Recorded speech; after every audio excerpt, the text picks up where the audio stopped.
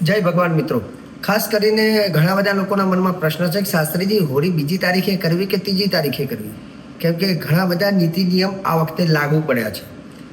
એક બાજુ વિષ્ટિ ભદ્રાનો કાળ છે, બીજી બાજુ ચંદ્રગ્રહણ છે.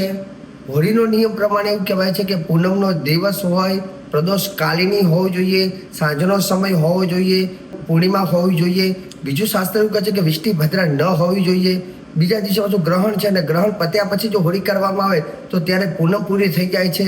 તો બધી બાજુ એક અસમંજસ જેવી લોકોની સ્થિતિ ઉત્પન્ન થઈ છે કે શાસ્ત્રીજી હોળી ક્યારે કરવી જોઈએ.